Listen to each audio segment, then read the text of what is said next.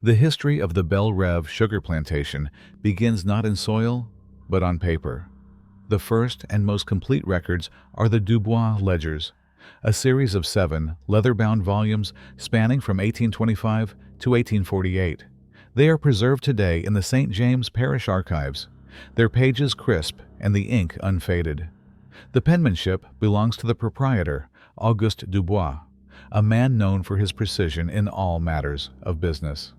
His script is flawless, each number and letter formed with a draftsman's care. To read the ledgers is to witness the construction of a small and brutally efficient kingdom. The early entries detail the acquisition of the land, nearly 2,000 acres of prime Louisiana bottomland along a slow bend in the Mississippi. There are notations for the clearing of cypress and the draining of marsh. There are receipts for the purchase of seed cane from Cuba. The largest initial expenditures, however, are listed under the heading Stock Acquisition. Here, in columns ruled with perfect linearity, are the names of the first enslaved people brought to Belle Reve. Names like Jean-Charles, valued at $400 for his skill as a carpenter. Names like Marie, valued at $300 for her youth and strength in the fields. Each name is followed by an estimated age, a list of skills, and a monetary value that fluctuates with the market price of cotton and sugar. From 1828 onward, the ledgers tell a story of immense and uninterrupted success. The columns for sugar and molasses production show a yield that doubles, then triples. Dubois's methods were modern, his mill ruthlessly productive. The ledgers track every barrel shipped, every dollar earned. Expenses are listed with equal care: the cost of new machinery, the price of iron for repairing tools, the purchase of salt pork and cornmeal to feed his workforce. It is a portrait of masterful, profitable husbandry. The plantation, by 1832, was considered a model of the new Southern agricultural enterprise. It is in a private collection of letters, housed at the Boston Mercantile Society, that the first deviation from this pristine record appears. The letter is dated October 17, 1832, written by a young commodities broker named Thomas Reed. Reed was touring the South to establish trade connections, and his correspondence with his sister, Eleanor, was meant to serve as both a personal diary and a business report. His early letters from Louisiana are filled with observations on crop prices and shipping logistics, but his letter from Belle Reve is different. He begins with praise. "My host, Monsieur Dubois," he writes, "is a gentleman of the highest order. His home is a marvel of French architecture, set amongst oaks of a size you could not imagine.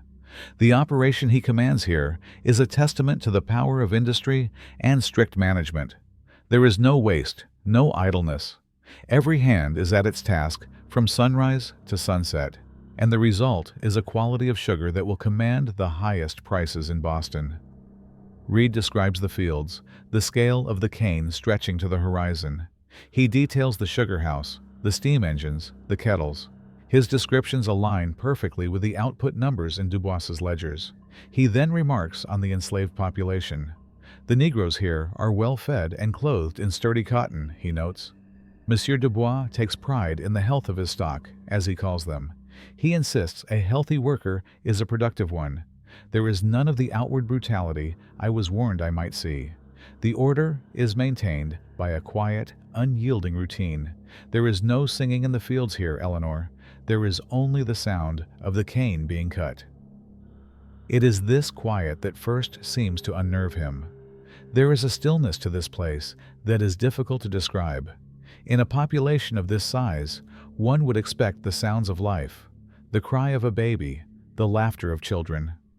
"I have been here 3 days and have seen no small children, not one."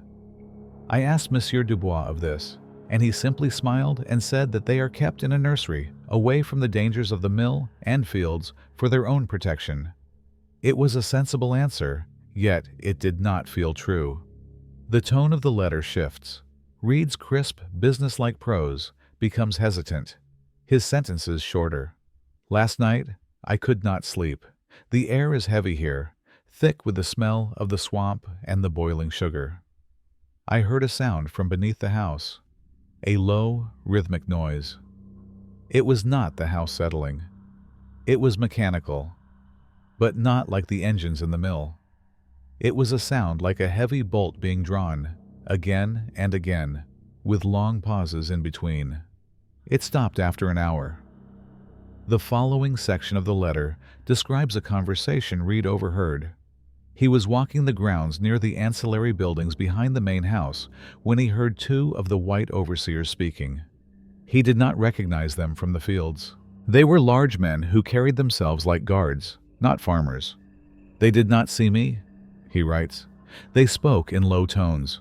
One mentioned that the yield from the new stock was promising. The other complained about the cost of lime and iron. The first man laughed and said that Monsieur Dubois spares no expense on his pits. They then moved off, and I retreated to the house, for I felt their eyes upon the grounds as if searching for something." Reed tries to make sense of the words. "I assume they spoke of the sugar refinement process," he writes. "Perhaps the pits are the vats for clarifying the juice. Yet their tone was not that of men discussing agriculture. They spoke of it as one might speak of livestock breeding. It was cold, detached." This interpretation, however, is contradicted by the plantation ledgers themselves. Dubois's records for 1832 are exhaustive. They list purchases of lumber for a new barn, copper tubing for the refinery, and a new steam engine. There are no entries for the construction or maintenance of anything that could be described as pits. There is, however, one anomalous entry from August of that year. Under general maintenance, an expense is recorded for 200 square feet of iron grating, custom forged, and 30 sets of interior door clasps and bolts, heavy make. The supplier is listed as a specialty metalworks in New Orleans, a firm known for making prison and asylum doors. The purpose of the purchase is noted simply as cellar improvements. The final paragraphs of Thomas Reed's letter are penned in a hurried, unsteady hand. The ink is spattered in several places. "Eleanor, something is deeply wrong at Belrive. This afternoon I witnessed something I cannot explain. A line of Negro women, perhaps a dozen, were marched from a distant cabin. They were not dressed for the fields. They wore simple, undyed cotton shifts. They did not walk toward the mill or the laundry. They were led by one of the guards I saw earlier toward a low door at the back of the main house, a cellar door. They did not speak. Their faces were empty. They looked young, all of them, strong. But their eyes, Eleanor, their eyes were vacant. I must make my excuses and leave this place. My business here is concluded, but Monsieur Dubois insists I stay until the end of the week. His hospitality has become a cage. He watches me. I see him from my window, standing under the oaks, simply watching my room. The sound from below came again last night, louder this time. It was the sound of the bolts, and then another sound, a single, high wail that was cut short. It was not a sound of pain. It was a sound of arrival. And then silence. I have tried to reconcile what I see with what I know of the world. A man of God and industry like Dubois would not. He could not. There is an order here, but it is the order of a tomb. He spoke of his enterprise not as a farm, but as a factory, and the crop was not of the cane field, but of the letter ends there. The bottom quarter of the page has been torn away. The archival notes from the Boston Mercantile Society state simply that this was the last correspondence ever received from Thomas Reed. His firm made inquiries, but the St. James Parish Sheriff reported that Mr. Reed had concluded his business with Monsieur Dubois and had taken a riverboat north to Natchez. There was no record of him ever arriving. The official history of a place like Belrive exists in two forms, the private and the public. The Dubois ledgers were the private record, a meticulous account of assets and profits. The public record was kept by the parish of St. James. It was in these documents, births, deaths, marriages, and property taxes, that a citizen, free or enslaved, was formally acknowledged to exist. The parish records, bound in thick, decaying buckram, were meant to be the final arbiter of fact. They were a testament to a community's life, a chronicle of its people from cradle to grave. But in the case of Belrive, the public record is not a chronicle. It is a void. An examination of the St. James Parish baptismal register between 1830 and 1845 reveals a peculiar and consistent anomaly. For nearly every other plantation in the parish, the entries, though brief, follow a standard form. An entry for the neighboring Levasseur plantation from 1833 reads, March 2nd, infant, female, slave, child of Anne, property of Gerard Levasseur, christened Celeste.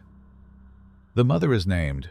Her status as property and the name of her owner are clearly noted. This was standard practice.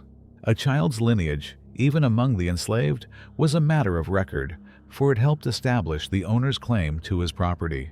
The entries for Belle Reve follow a different pattern. A typical entry from the same year reads, April 19th, infant, male, slave, property of Auguste Dubois, christened Joseph, mother, unknown. This is not an isolated incident. From 1832 onward, not a single infant baptism from Belle Reve lists a mother's name. There are dozens of such entries. Mother, unknown. Mother, not listed. Mother, blank. Page after page, the names of the children are entered. Isaac, Therese, Abraham, Delphine, each one an island, a life officially begun without origin. They are simply the property of Auguste Dubois. At first, this might be dismissed as an idiosyncrasy of the plantation's owner, or perhaps a clerical shortcut by a lazy parish priest. But the meticulous nature of every other record associated with Dubois makes laziness an unlikely explanation. His property tax filings for the same period are a marvel of detail, listing his enslaved population by name, age, and skill, arguing for precise valuations down to the last dollar. A man who counts every barrel of molasses would not permit such vagueness in the accounting of his most valuable assets, unless the vagueness itself served a purpose. The mystery deepens in the parish mortality logs. Here, another pattern emerges, one that runs contrary to the baptismal register, yet is strangely parallel to it. Between 1833 and 1840, the records show an unusually high number of deaths among young women at Belle Reve. The official causes are listed as childbed fever, wasting sickness, or simply fever. The names are recorded: Susanna, age 19, Hester, age 17, Marie Anne, age 20. On their own, these entries are tragic, but not extraordinary. Disease was rampant, and the dangers of childbirth were a brutal reality. The discrepancy arises when these names are cross-referenced with the primary source of Belle Reve's population, the Dubois property ledgers. The ledgers, with their exhaustive lists of every individual purchased or born on the plantation, contain no record of a Susanna, a Hester, or a Marie Anne. According to the plantation's own meticulous accounting, these women did not exist. They were never purchased. They were not born in the slave quarters. Yet the parish, the official record keeper of life and death, states unequivocally that they died at Belle Reve. They are ghosts in the official history, women who appear in the public record only at the moment of their death. A possible key to this silence is found in the scattered papers of a former parish clerk, a man named Jean-Paul Martin. His duties included transcribing the notices of birth and death into the official registers. A small, water-damaged personal journal, discovered in the attic of the old parish hall, contains his private thoughts from 1835. His entries are brief, written in a neat but anxious script. An entry from May 11th reads, "The overseer from Belle Reve came today, a man named Vance. He does not smile. He handed me the list for the month. 4 births to be recorded, 4 boys. As always, no mothers. I asked him. I said, 'Mr. Vance, for the record, who are the mothers?' He looked at me for a long time. He said, 'They are the property of Monsieur Dubois.'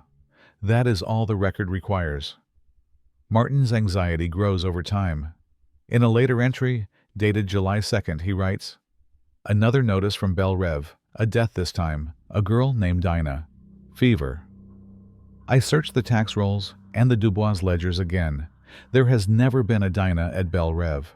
This is the 5th this year. A girl arrives from nowhere, dies, and is entered into the books.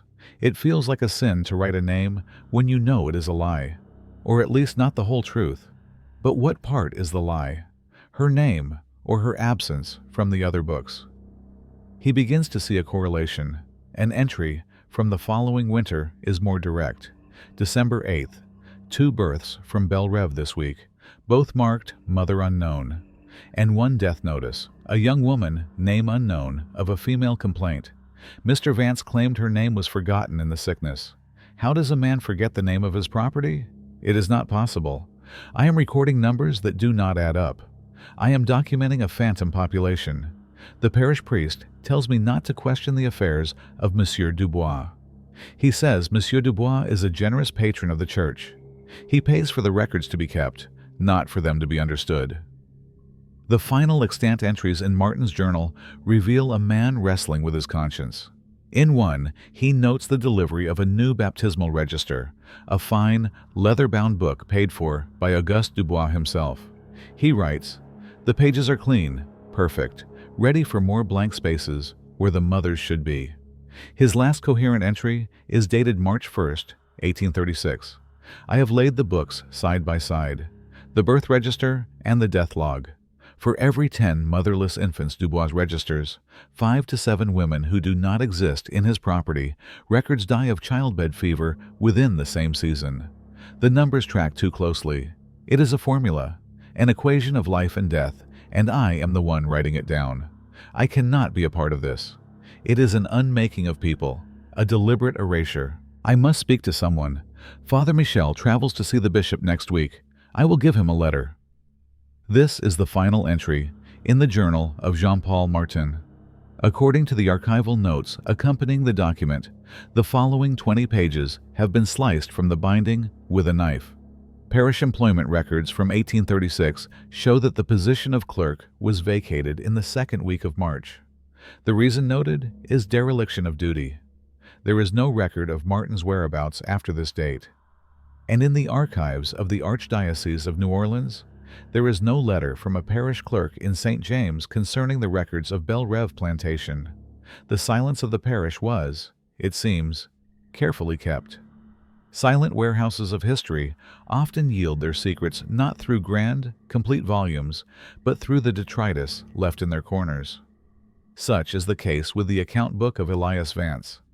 It is not a formal ledger like those kept by his employer, Auguste Dubois. It is a small, cheap book, its cover warped by damp and its pages stained with what looks like mud and tallow. It was found in 1957, tucked inside a collapsed section of chimney during the demolition of an old overseer's cottage miles from the original Belle Reve property line. The hand is rough, the spelling phonetic, but the purpose of the book is clear. This was Vance's private record, the nuts and bolts of his work, a logbook of the machinery he managed. The first several pages are mundane. They list feed allocations for mules, quantities of nails and lumber for repairing fences, and tallies of sugarcane bundles cut by field hands. The entries are dated and methodical. June 3, 1834. 12. Waib nail for shed roof. 2 new axle pins for cart 4. Sent Tom for lime. It is the bookkeeping of a practical, unlettered man, responsible for the daily function of a large enterprise. The language is purely transactional. It is on the 9th page that the nature of the entries begins to change. A new heading is scrawled at the top, Acquisitions. Beneath it, the entries are stark. June 20, 1834, from Fontaine Auction, 1 lot, 6 head, prime stock, condition good, cost $1,800, transported after dark, secured in pen 3. The term head was common parlance for enslaved people, but stock and pen were terms reserved for animals. Furthermore, the Dubois ledgers for that year show no purchase from a Fontaine auction. This was an off-the-books transaction. The entries continue in this vein for the next 2 years. July 14th, from River Trader, 2 head, Virginia stock, young, cost $7.50, to pen 1. September 2nd, from Caraway Dispersal, 4 head, good hips, strong teeth, cost $12.50, move them by the back road, secured by midnight. These acquisitions are frequent, almost monthly. They represent a significant and steady influx of human property, none of whom ever appear in the official Bellerive ledgers or the St. James Parish tax rolls. They were brought to the plantation under the cover of darkness and, according to Vance's terminology, secured. Halfway through the book, a new type of record-keeping appears. The heading reads, Yields. The entries below are stripped of all humanity. They are reduced to a chillingly simple formula: a date, a pen number, a description of the outcome, and a final disposition. November 5th, 1834. Pen 2, male, healthy, dispatched to N.O. broker via boatman. November 18th, Pen 4, female, strong cry, dispatched to N.O. broker. December 1st, Pen 1, male, small but sound, dispatched. The term dispatched appears again and again. These infants, designated only by sex, and a brief assessment of their quality, are the yield. They are products, shipped out almost immediately after birth. The account book lists dozens of these yields per year, a rate of birth far exceeding what would be natural for even a large enslaved population. The destination is always the same: a New Orleans broker. This aligns with the Dubois ledgers, which show large, regular cash deposits from a New Orleans commodities brokerage firm, but list the source of the income simply as sundries. Vance's account book also chronicles the other side of this brutal equation. A section titled Losses appears alongside the yields. January 12, 1835. Pen 3, stock expired, fever, disposed of. February 8th, Pen 5, stock expired, bleeding, disposed of. February 21st, Pen 3, stock failed to yield, barren, disposed of. The women, referred to only as stock, are recorded with the same cold detachment as a failed crop or a diseased animal.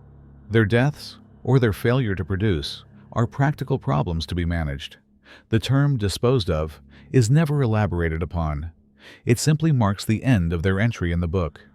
These are the nameless women who appear fleetingly in the parish death logs, given placeholder names before vanishing from history.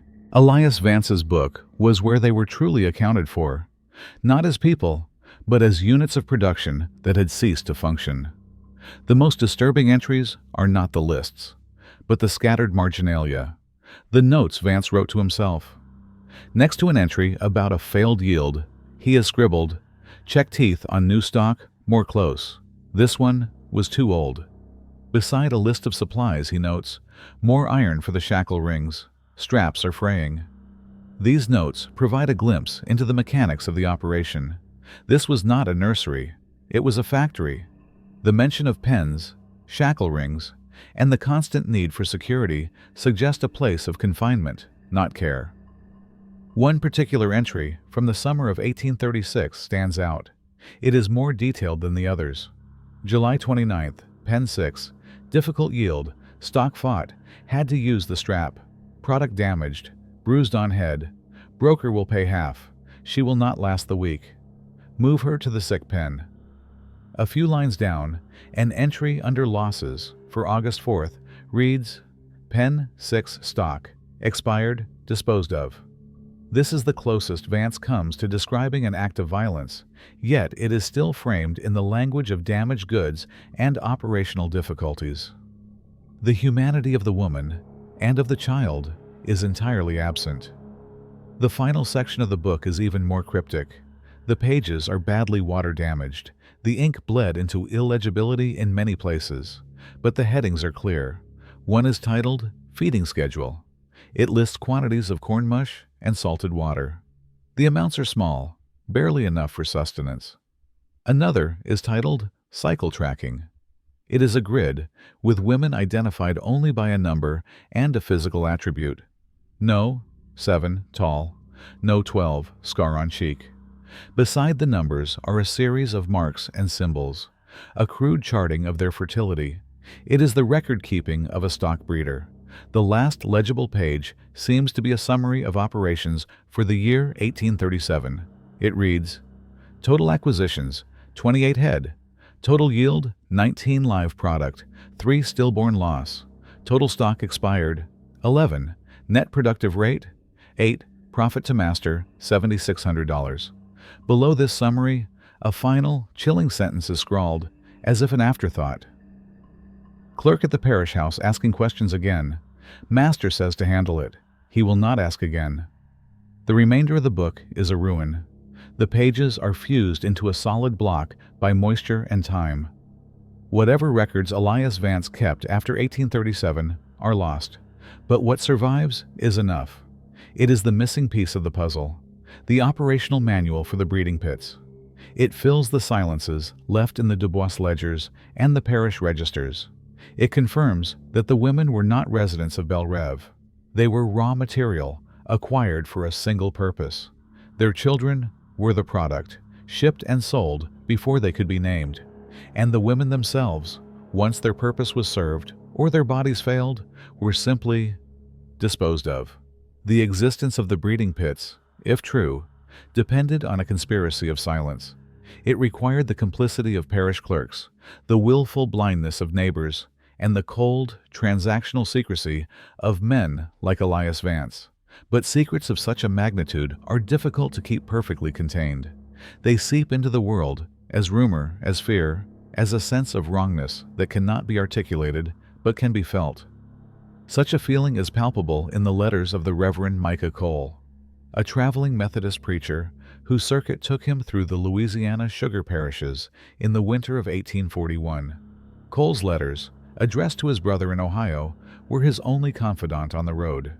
They are filled with descriptions of the landscape, the state of the congregations he ministered to, and his own spiritual anxieties.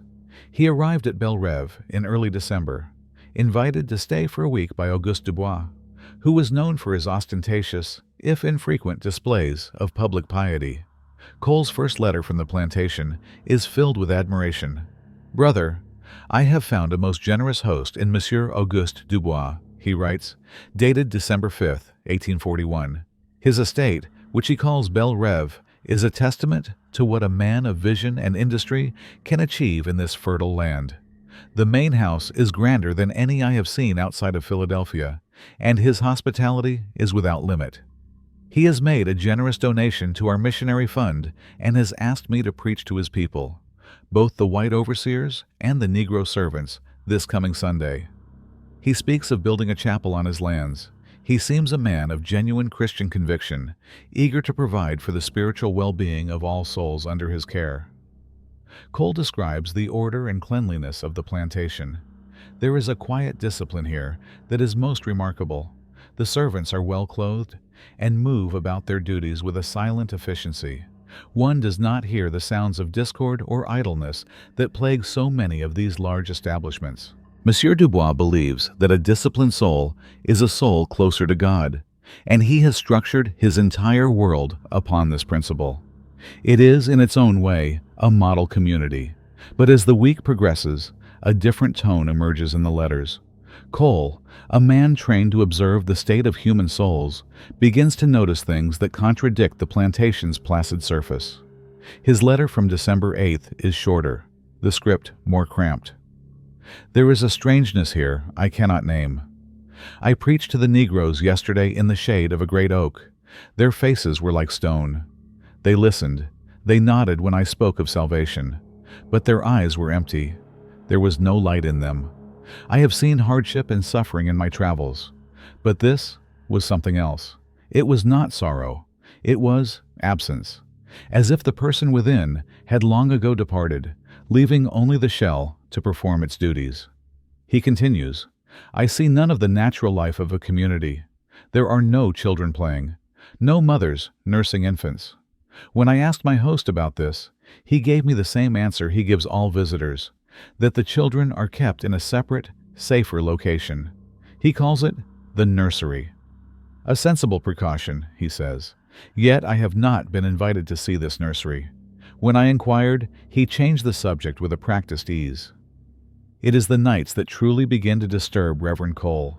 His room was in the west wing of the main house, a guest suite of considerable luxury, but it was located directly above the rear of the house, where the cellar was. "A sound wakes me in the deep of night," he writes on December 10th. It is a sound I have heard before in the north, in the iron foundries of Pittsburgh. It is the sound of heavy metal striking metal, a rhythmic, deliberate clang. It echoes from beneath the floorboards. It is followed by a long silence, and then it comes again. When I asked one of the house servants what the noise was, she looked at the floor and whispered that it was only the old boiler for the winter heating. But brother, the air is warm. We have not had a fire in the hearth since I arrived. Cole's spiritual certainty begins to waver, replaced by a growing dread. He feels the presence of a profound and hidden sin. Yesterday, I attempted to walk the grounds behind the main house toward a series of low, windowless buildings I had seen from my window. Before I had taken 20 paces, I was met by a man. He was not one of the field overseers. He was a large, hard-faced man who introduced himself as Mr. Vance, the chief steward. His greeting was polite enough, but his eyes were cold. He told me that Monsieur Dubois preferred his guests not to wander for fear of snakes in the tall grass. He stood in my path until I turned and walked back to the house. From my window, I watched him. He did not return to his duties. He stood there for nearly an hour, watching the back of the house. The final letter from Belle Reve is dated December 12th, the day of Cole's scheduled departure. It is written on a single, crumpled sheet of paper, the handwriting nearly illegible, as if penned in haste and terror. Brother, I must leave this place. I know now what this house is built upon. It is not built on Christian charity. It is a monument to a sin so vast I cannot comprehend it. Last night, the sounds were different. It was not just the metal clang. After it, I heard a woman's cry. It was not a cry of pain, not a shriek. It was a low, desperate moan, the sound a soul makes when all hope is lost. I could not stay in my room. I crept down the main staircase. The house was dark and silent.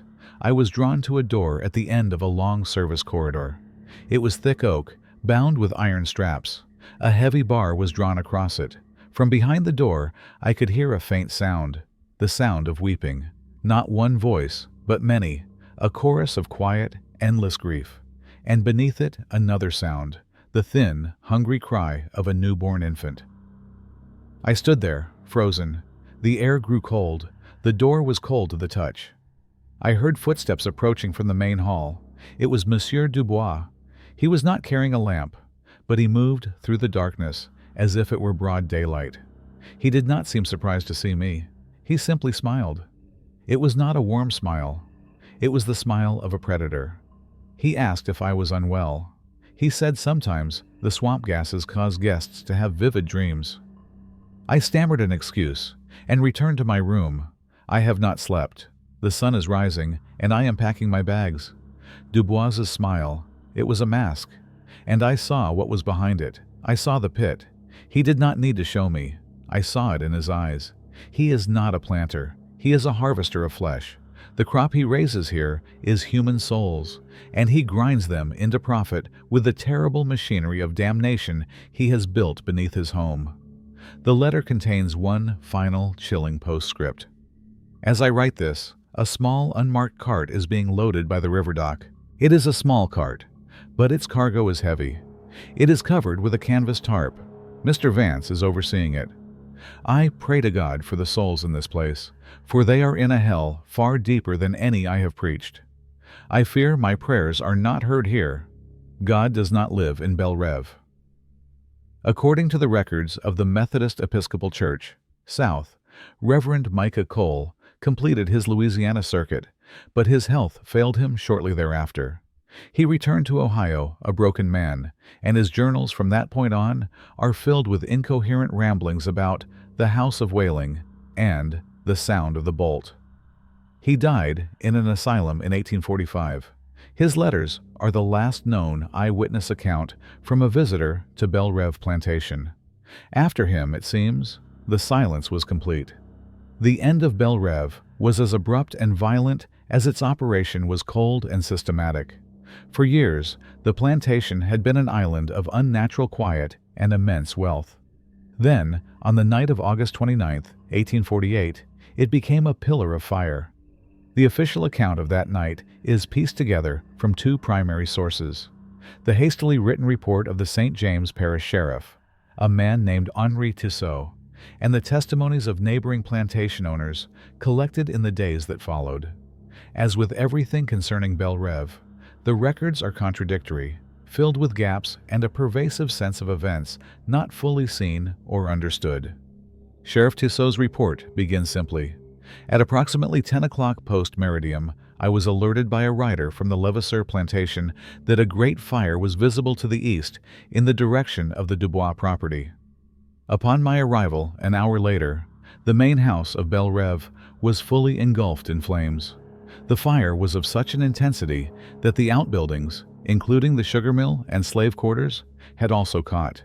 The heat was immense. Approach was impossible. Tissot describes a scene of chaos.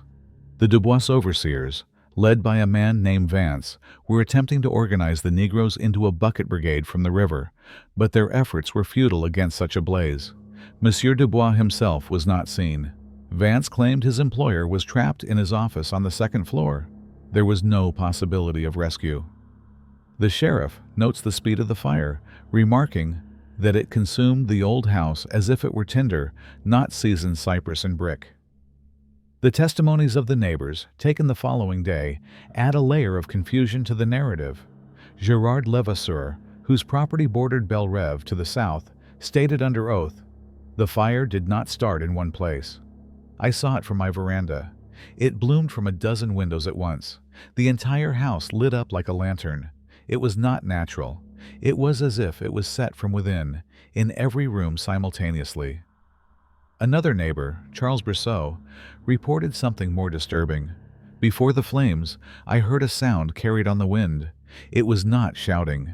It was a kind of chanting, a low, rhythmic sound coming from the direction of the Dubois slave quarters. It stopped the moment the great house went up in fire." The cause of the fire was never determined. Sheriff Tissot's report speculates that a lantern may have been overturned, but the eyewitness accounts suggest a more deliberate act. No official investigation was ever launched. Auguste Dubois was declared dead, his body presumed consumed by the inferno. With no heir, the plantation and its assets, including its surviving enslaved population, were to be seized by the parish and sold at auction. It is in the aftermath of the fire that the story turns from tragedy to horror. Tissot's report continues with the events of the following morning. At dawn, the main house had been reduced to a smoldering ruin of chimneys and foundation stones.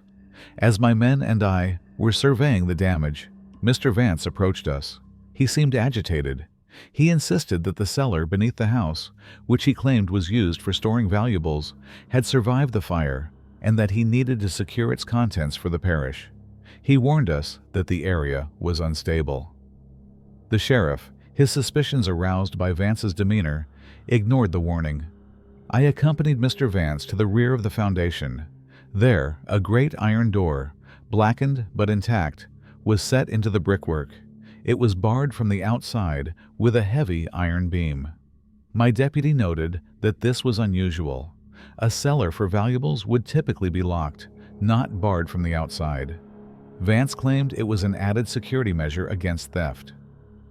What they found inside is described in the sheriff's report with a stark, professional brevity that does little to conceal the shock of the discovery. Upon removing the bar and opening the iron door, a powerful and foul odor emerged.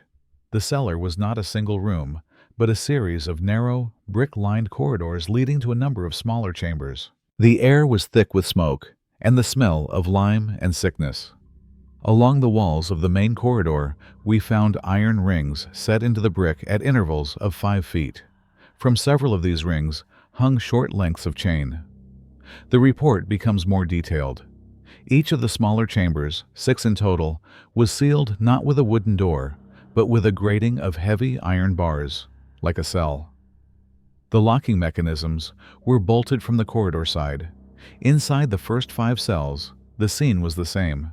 The floors were packed earth, covered in a thin layer of dirty straw. In the corner of each was a simple bucket. The cells were empty. The bars on the doors were unlocked. The final cell was different. The sixth cell door was still locked. From within, we could hear a faint sound, a scraping. Vance protested, saying it was merely rats. I ordered my deputy to break the lock. Inside, we found a young Negro woman. She was emaciated, covered in soot, and chained by her ankle to a ring bolted to the floor. She did not speak. She only stared at us. Her eyes, I can only describe them as vacant of all human reason. In the straw beside her lay the body of a newborn infant. It had been dead for some time. This is the only official, documented evidence of what lay beneath the house at Belle Reve. The sheriff's report notes that the woman was taken into parish custody, but there is no further record of her. No name, no testimony, no indication of what became of her. She simply vanishes from the page. The story might have ended there, a horrific but contained local scandal. But nature intervened. Tissot's report concludes with an addendum written 2 days later. All efforts to fully investigate the Belle Reve property have been halted. On the afternoon of August 31st, the levee to the north gave way under the strain of the summer rains. The Mississippi has flooded the lower parishes. The Dubois land is completely submerged. The ruins of the house, and whatever secrets remain in its cellar, are now under 10 feet of river water. Evidence, if any more existed, has been washed away. The Great Flood of 1848 was devastating, reshaping the landscape and erasing boundaries. When the waters finally receded, months later, the Belle Reve plantation was gone. The rich topsoil had been scoured away, leaving behind a barren expanse of mud and swamp. The foundations were buried. The cellars were filled. The land was declared unusable, and the name Belle Reve was slowly forgotten, becoming just another piece of the ever-changing Louisiana coastline. The fire had exposed the secret, but the flood had buried it again, deeper than any cellar. The only remaining question was about the other inhabitants of those cells. The sheriff's report found 5 of the 6 cells empty and unlocked. Where their occupants went on the night of the fire is a question no document answers. The land that was once Belle Reve remains empty. After the flood of 1848, the parish sold the tract to a lumber concern, but the ground was deemed too soft for heavy equipment. It was later acquired by the state and designated as part of a spillway project that was never completed. Today, it is an unnamed stretch of marsh and cypress stumps, accessible only by flat-bottom boat. There are no markers. No sign remains of the great house or the mill. The official maps of St. James Parish show only a blank space, a forgotten piece of the delta. State surveyors mapping the area in the 1970s noted anomalous soil composition and unusual magnetic readings in the area where the main house was believed to have stood. Locals who hunt the backwaters have their own name for the place. They call it the Trembling Ground. They say the earth there is never still, that it shifts and settles in ways the surrounding swamp does not. On quiet nights, when the air is heavy, a low, rhythmic vibration can sometimes be felt more than heard, and some claim that if you listen closely at the water's edge, you can hear a sound rising from deep within the mud. It is not the sound of the swamp. It is the sound of a heavy bolt being drawn and locked, again and again.